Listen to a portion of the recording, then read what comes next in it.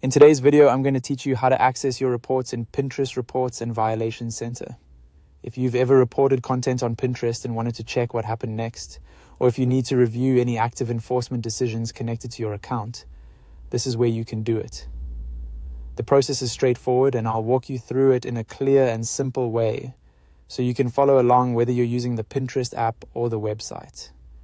To begin, open the Pinterest app on your device, or go to the Pinterest website in your browser and log into your account.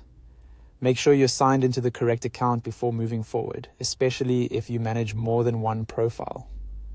That will help you avoid confusion when checking reports or account-related notices.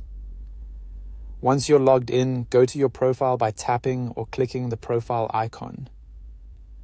This will take you to your personal account area where you can access more settings and account tools. From there, tap your profile picture at the top of the screen to open your account options. This menu gives you access to several account-related sections, and the one you're looking for is the Reports and Violations Center.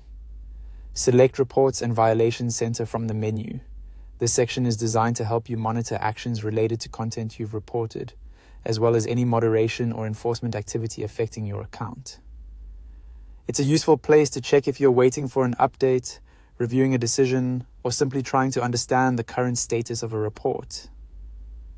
After opening the Reports and Violations Center, tap your reports or your account, depending on what you need to review.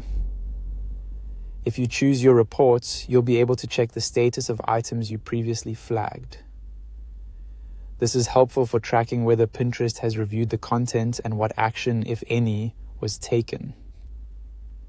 If you choose your account, you can review any active enforcement decisions tied to your account.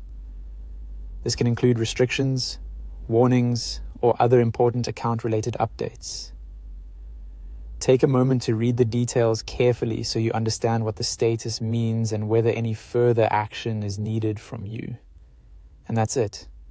Once you know where to find the Reports and Violations Center, it becomes much easier to stay informed about the reports you've submitted and any issues affecting your account.